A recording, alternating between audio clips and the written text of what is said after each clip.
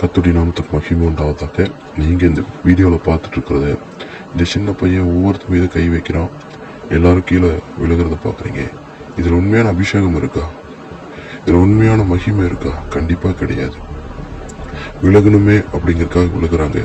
விழுந்துட்டு அடுத்து நம்ம என்ன பண்ண போகிறோம் அப்படிங்கிறத உட்காந்து வேடிக்கை பார்த்துட்டு தான் இருக்காங்க. நம்ம விழுந்துட்டோம், எந்திரிச்சிட்டோம், மறுபடியும் விழுந்துதான் ஆகணும் அப்படின்ற மாதிரி அங்கே எல்லாம் செய்து கொண்டிருப்பது எல்லாமே நடிப்பு அப்படிங்கிறத தெளிவாக போயிட்டுருக்கு. இன்றைக்கு இருக்கிற கிறிஸ்தவத்தின் நிலைமை இதுதான். ஒரு சின்ன குழந்தைக்கு ட்ரைனிங் கொடுத்துட்டு இருக்கிறாரு அந்த பாஸ்டர். உண்மையை சொல்ல போனால் அடுத்த வாரிசு ஊழியத்துக்கான வேலையை அவர் அந்த குழந்தைக்கு செஞ்சுட்டு இருக்கிறார். நான் தான் இப்படி செஞ்சேன், நீ அடுத்து நீ இப்படி செய்யணுங்கிறத அழகாக கற்றுக் கொடுத்துட்டு இருக்கிறார். சொல்ல போனால் இங்கே இருக்கிற ஒவ்வொருத்த மேலே கை வைக்கிறாரு, ஒவ்வொருத்தவங்களும் கீழே விழுகிறான். அப்போ அந்த சின்ன குழந்தைக்கு என்ன தெரியும்? கை வச்சா கீழே விழுவாங்க அப்படிங்கிறத அந்த பிஞ்சு மனசுல அவர் விதைக்கிறார். அந்த குழந்தை கை வச்சுட்டு யதார்த்தமா வரதை நீங்க பாக்குறீங்க.